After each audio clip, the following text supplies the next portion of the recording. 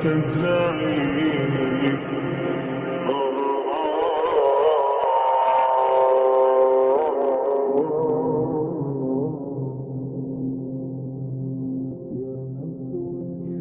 inshallah ta'ala, we'll do another mini episode in history. As you know, I personally love history. I love to read books of history. And I find that history is one of the most neglected fields when we talk about Islam. And when we study history, there's so many benefits. And one of the main benefits is that it saves you from a naive idealism. You learn from the lessons of history and you form a sense of wisdom about how the world works. Today, inshallah, we're going to discuss a historical figure whose name has become well known to almost all Muslims who even know the basics of early Islamic history. And the personality is not one who is admired, rather he is one who is looked down upon. Yet he is also legendary, and that is the governor and the military leader by the name of Al-Hajjaj Ibn Yusuf. Al-Hajjaj Ibn Yusuf al-Thaqafi. This is a name whose very mention used to bring fear amongst so many people. Throughout the last 14 centuries of our Islamic history, hardly any governor or leader has been despised more than him. In fact, he was never the Khalifa, he was a governor. And he was a military commander. And yet still, to this day, when his name is mentioned, people frown, people scowl, and they have negative feelings. That's his impact. Yet still, he did some good as well.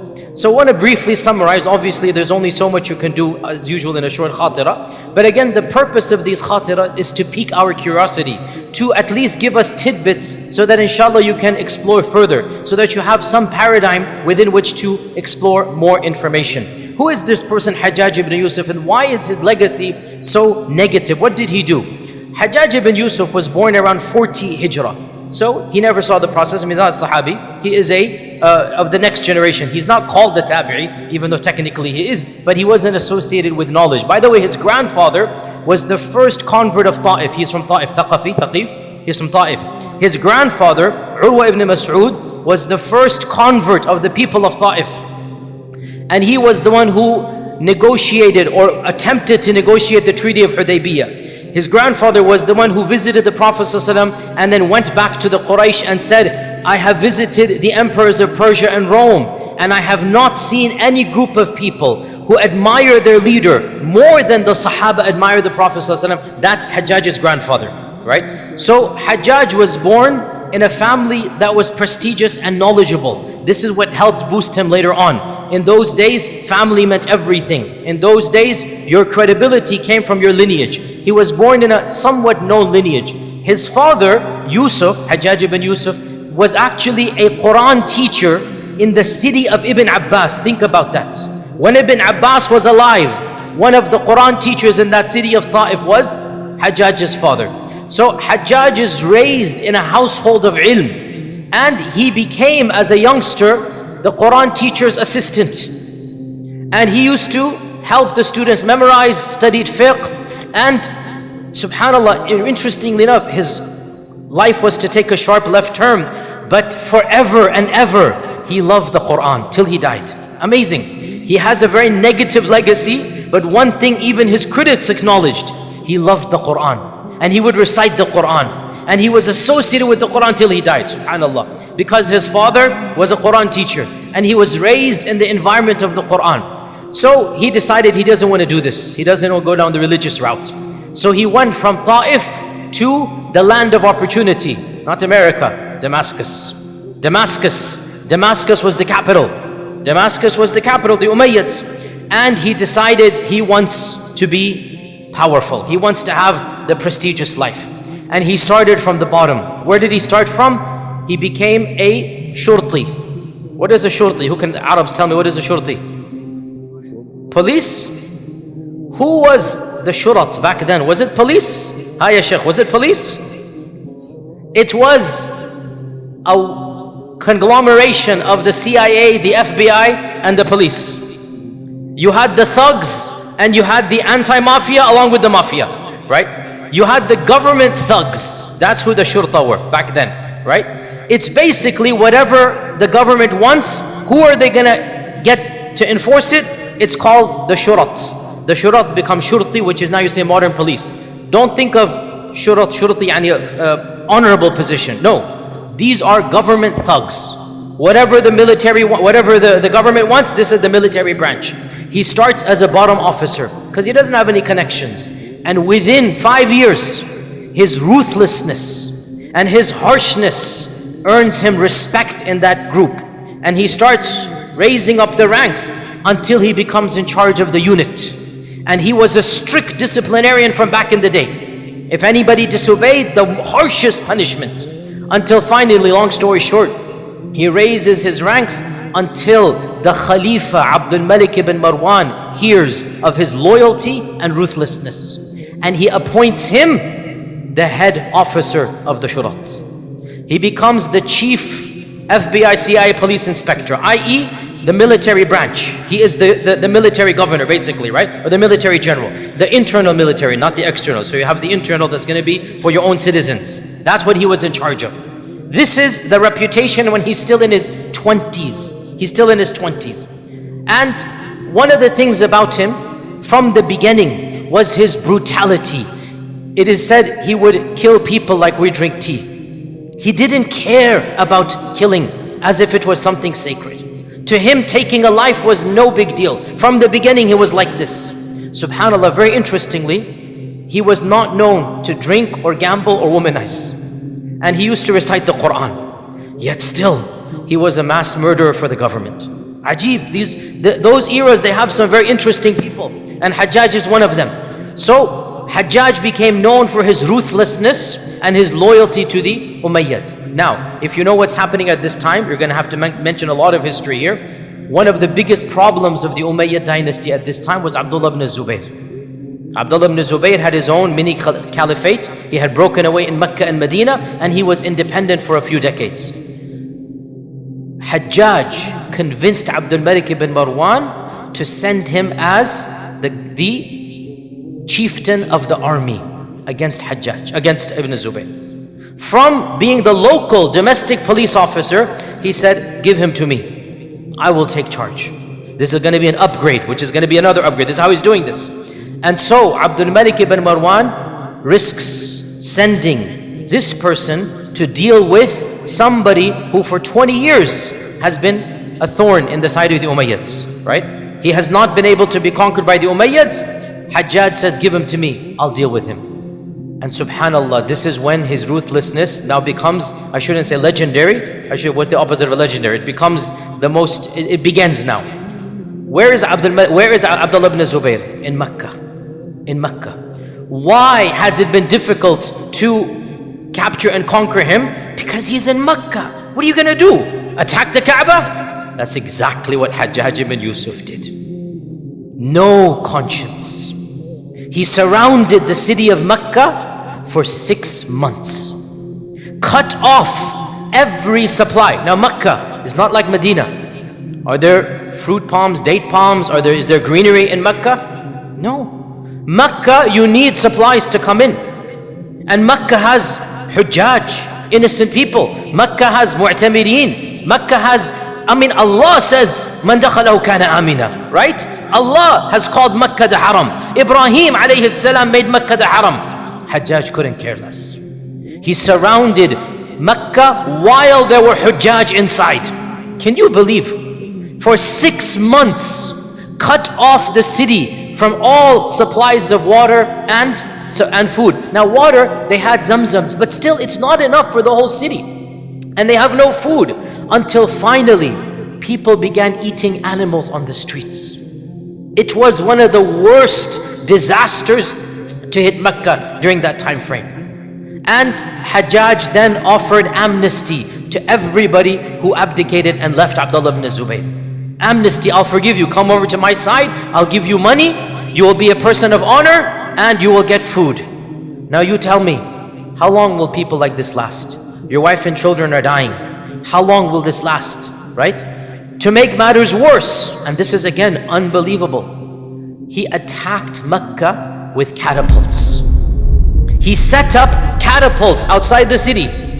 and trying to kill Abdullah ibn Zubayr and the people, and he destroyed the Kaaba. This is the level of depravity of Hajjaj ibn Yusuf.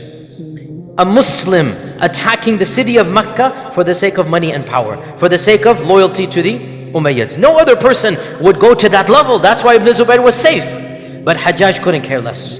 And the Kaaba was destroyed. Now, pause here, footnote. Abdullah ibn Zubayr had reconstructed the Kaaba like a rectangle. The original structure of Ibrahim alayhi salam. And it was like a rectangle for around 20 years. Hajjaj destroyed it. Eventually he's going to enter the city and he rebuilds it like a square, and it has remained a square. So since the time of the Prophet up until now, only for around 15-20 years, the Kaaba was the original structure in the time of Ibn Zubayr. Hajjaj destroyed it. Because of Hajjaj, it is now back in the original structure that it was. In any case, so after 6 months, the majority of Ibn Zubayr's people abandoned him. And this was very painful for Ibn Zubayr. And we feel for both sides, like the people who abandoned, we understand. Ibn Zubayr felt completely betrayed. These were his loyal followers for decades. But you have to survive. Food, water, your children. What's going to happen? Slowly but surely Ibn Zubayr sees people leaving en masse. Ibn Zubayr goes to his mother. Who's his mother? Asma binti Abi Bakr. Ibn Zubayr has a whole qissa and story. His mother is Asma, the older sister of Aisha, right? And he says, Ya Ummah, should I surrender to Hajjaj? Asma is 100 years old. 100 years old. She's still alive. Blind. Eyesight gone. But her memory and mind is just as sharp as it was. She said to him, were you fighting for money and power, or were you fighting for the sake of Allah? He said, for the sake of Allah. So she says, so you're going to give up when you have no money and power? You're going to give up now? Fight to the end. What is he going to do to you? Give you the death of a shaheed? Go for it. His mother gave him the blessings. And so when he heard this, he kissed his mother farewell, and whoever was remaining, he then marched, and he was brutally massacred by Hajjaj. His body was hung on a cross. And by a cross, we don't mean like an X cross, but like a cross is also a straight cross. It's a post, a peg. His body was hung on a peg outside of the Kaaba for weeks until it was rotting, to give people the image that this is who we are. Don't you dare do Ibn Zubayr. This is Hajjaj. Until Ibn Abbas begged Hajjaj, for the love of Allah, please bury the body. Right? This was Hajjaj. Hajjaj, when he entered the city, he said, bring Dhatun Natiqain, the one of the two belts, Asma, bring her to me. And the servant went to Asma. Asma said, Wallahi, I'm never going to go to him. I don't care. He's not going to go to him. So he said to the person, if she doesn't come, I'm going to drag her by her hair. I'm going to drag her to my palace, to my office by her hair. The servant went and said this threat. She said, I challenge him. Go get somebody to drag me by my hair. I'm not going to come. When the servant came back, so Hajjaj then walked to the house of Asma to taunt her. Can you believe the depravity? He's just killed her son, right? To taunt her. It's a famous episode in history. And he says, what do you think of what I did to the enemy of Allah, meaning her son? Meaning he's just taunting her. She said, I see that you have finished his dunya by finishing your akhirah. Powerful. You have taken his dunya, so what? But you have taken your own akhirah. This hadith is in Sahih Muslim, by the way. Then she said, I have heard the Prophet ﷺ predict that there shall be a mass murderer from the tribe of Thaqif. And I am certain that it is you. This hadith is in Sahih Muslim. I heard the Prophet ﷺ say there's going to be a mubir. Mubir, somebody who causes chaos and mayhem. He kills and kills and kills. I heard the Prophet ﷺ say there's going to be a mubir from the tribe of Thaqif, and I am certain that that one is you. And she made dua against Hajjaj, and she then died of old age. Hajjaj did not kill her. This is Hajjaj. Abdullah ibn Warman made him the governor of Mecca and Medina as a gift. Now he's rising up in ranks, right? First it was the Shurat, then the chieftain of the Shurat, then the army. Now he becomes the governor, which is what he wanted. And he becomes the governor in Medina. In Medina, when the sons of the Sahaba and some of the Sahaba are still alive. By the way, Hajjaj met the Sahaba. Again, this is now 60, 70 Hijrah, 72 Hijrah. 72 Hijrah, you had some of the younger Sahaba. Anas ibn Malik, right? You had Ibn Umar was still alive. He met Ibn Umar, Ibn Abbas. He knows these Sahaba, he has seen them. And he becomes the governor in Medina.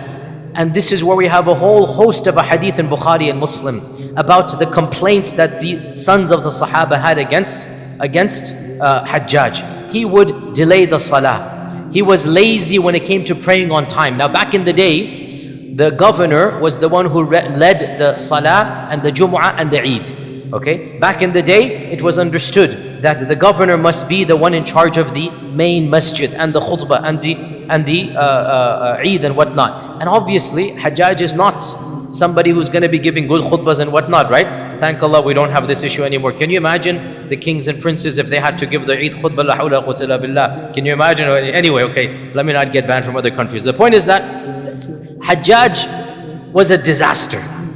And the sons of the Sahaba and the righteous people of Medina, they began to complain so much about his dhulm, his tyranny, about the fact that he's not praying properly, he's not praying on time, until finally Abdul Malik had no choice but to withdraw him from the governorship of Mecca and Medina. But then he said, I'm going to send you to your biggest test, Iraq. Now, pause here. A lot of people don't know this, especially if you haven't studied history. Iraq was always problematic for the Umayyads. Iraq is where so many fitan happened, all the resurrections happened, you know, the tashayyu' happened in Iraq, right? All of this stuff happened in Iraq. Why this is the case beyond the scope of this class. Iraq was always problematic for the Umayyads. Abdul Malik ibn Marwan said, this is your gift. If you get Iraq, you will be, I'm not going to ask any questions. Your salary, because remember, governors back then, you're basically a mini king. You only have to report to the Khalifa, that's it. As long as he said, you get Iraq under my control, no questions asked. So Hajjaj then went to Iraq. And he entered the Grand Masjid of Basra. And he gave a speech that is legendary. It's found in the books of hadith and it's found in the books of history. He gathered all of the leaders of the insurrections, the resurrections, the Khawarij, the Tashayyu', everybody. And he looked around and he said, I see most of these heads will have them chopped off from the necks that they're on in a little while. This is the first word that comes from his mouth when he enters the masjid. I look around me and I see blood dripping everywhere. He asked them, the governor before me, what did you do when you disobeyed? They said, he would whip us. He would put us in jail. He said, as for me, I don't know whips, I don't know jails. I only know the sword. That's all I know. There will be no jails, there will be no whips, there will be no fines. I only know the sword. O people of Iraq, if I tell you to exit from that door, and I see you exit from that one, your blood is halal in my eyes. And guess what? That's exactly what he did. Unbelievable. He got Iraq in his control by being the brutal dictator that he eventually became. He fought every insurrection. He did just the level of brutality. And because of this, the Umayyads gave him carte blanche authority. This was the reality of who Hajjaj was. In his lifetime, the most disastrous revolt against the Umayyads took place in Iraq. It is known as the revolt of Ibn al-Ash'ath. I've given a library chat where I mentioned this in a little bit more detail. Ibn al-Ash'ath was Hajjaj's own military commander. He sent Ibn al-Ash'ath to a land, the Turks. Ibn al-Ash'ath had a very large army. He was conquered, he was conquerors, he was victorious, and the army was grumbling about Hajjaj top to bottom. Ibn al-Ash'ath had delusions of grandeur. If this whole army is under me, and they don't like Hajjaj, maybe I can revolt against Hajjaj. You see what's happening here? Ibn al-Ash'ath said to the army, what would you say if we return back to Iraq and fight Hajjaj and I become your leader? They said, you are better than Hajjaj for sure. Bismillah, let's go for it. This became known as the revolt of Ibn al-Ash'ath. Now the reason why this revolt was different was for many reasons. First and foremost, this is the internal military coup d'etat, attempt of coup d'etat. This is the Umayyad army. Secondly, theologically, these are not Mu'tazila, Khawarij, Tashayyu'. These are the same people. Thirdly, this is the key point.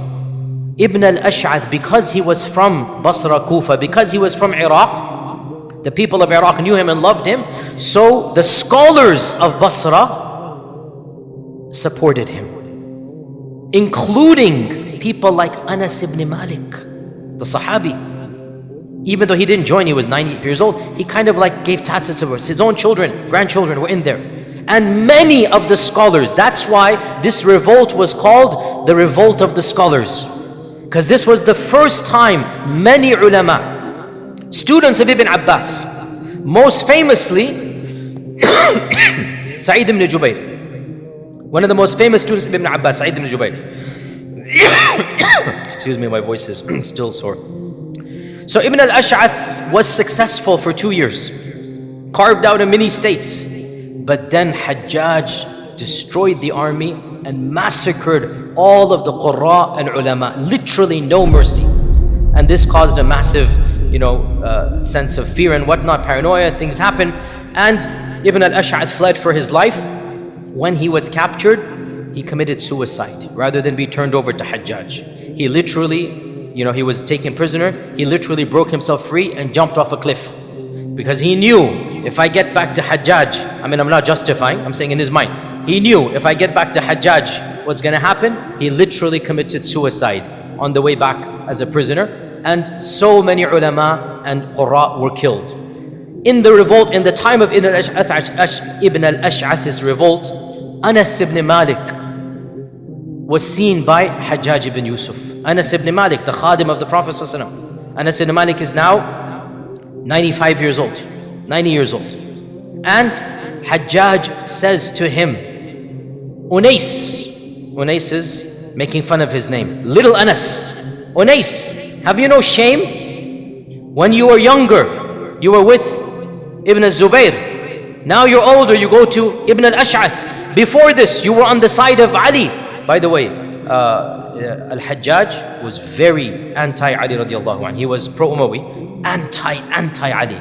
And he would, a'udhu billah, curse and whatnot. Ali ibn Abi Talib radiallahu anhu. So he says to Anas, makes fun of him, have you no sense?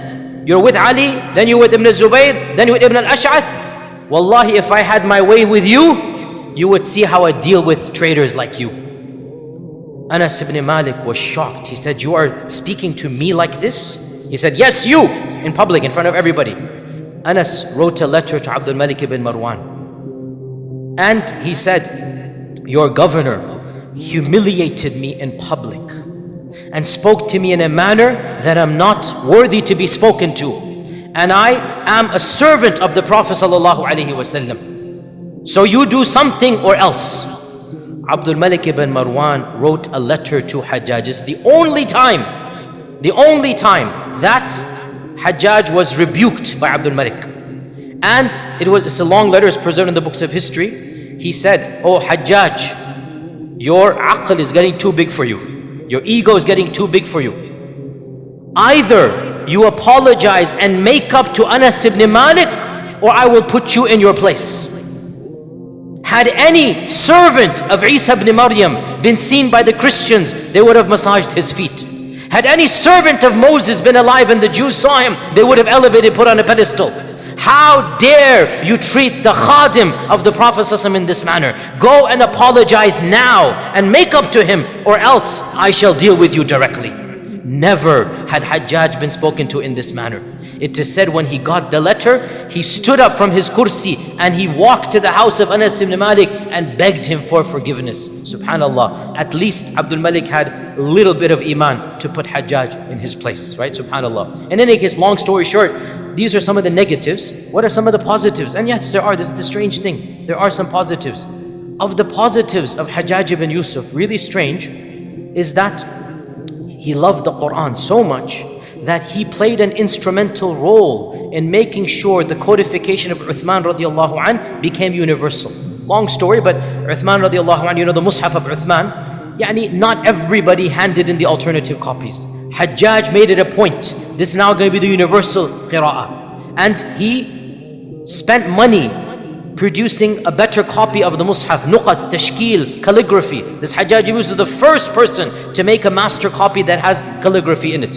Of the positives of Hajjaj, most of us here are from India and Pakistan. Hajjaj Ibn Yusuf, we owe much to him. You all know this. You all know this. What did Hajjaj Ibn Yusuf do? Send his, not zamba kasra bhai sahab, wo bhi kiya, sahi baat hai, sent his own cousin. His own cousin. Who was his cousin?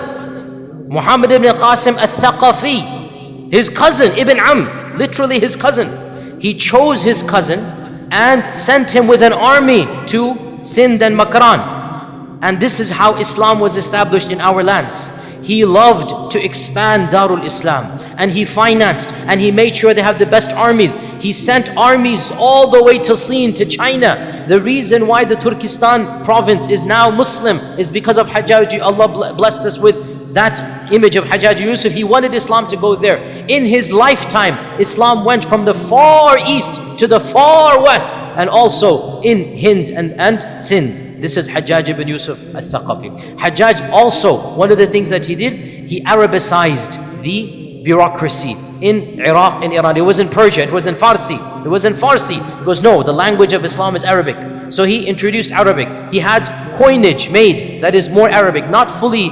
There's still an interim. I have some of Hajjaj's coin, by the way. Hajjaj has an interesting modified coin from the Sassanid Empire, which is Islamicized. That's Hajjaj Ibn Yusuf. He has that type of coin. He has other positives as well. How did he die? Hajjaj Ibn Yusuf passed away in the year 95 Hijrah. What happened? One of the greatest scholars in Ibn al-Ash'ath's revolt was Sa'id ibn Jubayr, the student of Ibn Abbas. Sa'id ibn Jubayr, one of the main students of Ibn Abbas. When Ibn al-Ash'ath's revolt was massacred and killed, Sa'id ibn Jubayr fled for his life to Mecca. Eventually he was captured 10-15 years later, and he was brought to Hajjaj. Now he's an elderly man, Sa'id ibn Jubayr. He was brought to Hajjaj, and Hajjaj mocked him and said, I'm going to execute you right here and now. And he told the executioner to kill him. It is said that he didn't even allow him to pray 2 rak'ah, which is, again, it's the custom of the world back then. Even today, when you're going to be executed, this government says, what's your last meal? What do you want? You know, get some perks, right? It's the custom of the world. It is said, and according to some reports, he did, according to some reports, he didn't even allow that. So Sa'id ibn Jubayr said, Ya Allah, I have one dua from you. One dua. Ya Allah, let my life be the last life that Hajjaj is able to take. That's the last dua that Sa'id ibn Jubayr. And in front of him, Sa'id ibn Jubayr, if you know Sa'id ibn Jubayr, he is scholar of hadith, qira'at, Quran, tafsir. This is Allama, the main student Ibn Abbas, right? And Hajjaj, and this is 15 years after. I mean, come on, okay, even if you're angry, come on, forgive. No, he wants to get vengeance. So Sa'id ibn Jubayr said, Ya Allah, the last life, let it be mine. Let him not take any life after mine. And subhanallah, soon as Sa'id ibn Jubayr was killed, Hajjaj fell sick. With the sickness, the doctors could not understand what it is. And his stomach began fermenting. He couldn't eat food. And within a few weeks, the doctor said, you're about to die. And he would say to himself, woe to me and Sa'id. Why did I kill Sa'id? Woe to me and Sa'id. I wish I had left Sa'id. He understood the dua of Sa'id worked against him. And he passed away in that same year of 95 Hijrah, along with all of his interesting side professions. Believe it or not, he was an accomplished poet. There's a lot of poetry of Hajjaj. They say Hajjaj, by the way, they say, this is not what I'm saying, these days it's politically incorrect to say this, but they say he was a short, stocky, ugly man. Don't look at me, this is in every single book of history, right? But he was charismatic in speech, and he could command an audience, and he was extremely eloquent, and he was a poet. And it is said on his deathbed, this is the poetry that he said, يا رب قد حلف الأعداء واجتهدوا بأنني رجل من ساكني النار يحلفون على عمياء ويحهم ما علمهم بكريم العفو الغفار. That, Ya Rab, the people are swearing, and they're trying their best to make sure that this happens, that I am from the people of Jahannam. Ya Rab, the people are giving halaf and qasam, and they're really trying to make me of the people of Jahannam. And all of this oath is in vain. Woe to them. What do they know of how much karam Al-Afu and Al-Ghaffar has upon people? He died with this, subhanAllah, right? So, by the way, with this I conclude. These days, a lot of people, when a brutal dictator comes up, whatnot, they say, oh, this is a modern Hajjaj Ibn Yusuf. I say, no. It is true that Hajjaj has a lot of evil. Imam al-Dhahabi says, he has some good, but they shall drown in the ocean of his evil. This is what Imam al-Dhahabi says. He has some good, they shall drown in the ocean of his evil, and will leave his affair to Allah. This is what Imam al-Dhahabi said. I say modern dictators and modern rulers, they also have oceans of evil, but they don't have a fraction of the good that Hajjaj does. Hajjaj loved the Quran. And Hajjaj, whatever his sins were, weird way, it was loyalty to the Umayyads. Like, it is said that he would 1 year go for Hajj, 1 year go for Jihad, because he was eager in spreading Darul Islam. As I said, the Islamic empire spread under his time frame, interestingly. But it was just his loyalty to the Umayyads. I don't care if I have to kill people. And this couplet that he said on his deathbed, it shows that deep down inside, he did believe in Allah, and he knew he had committed sins, and he knew he's an evil person. And he said, Ya Rab, everybody is certain I'm going to go to Jahannam. And I swear they're all blind because they don't know how generous you are, because you are the Ghafoor and the Rahman. This is what he died upon, subhanAllah. So we don't say anything good, because really all the Sahaba and Tabi'un hated him that were alive at his time. But at the same time, we leave his affair to Allah, and we thank the good that he has done. And as for the evil in that, we leave to the Day of Judgment. Inshallah, I hope that this is something that will open our minds to the reality of our history. And inshallah, we'll continue as usual, bi'idhnillahi ta'ala, in our future classes.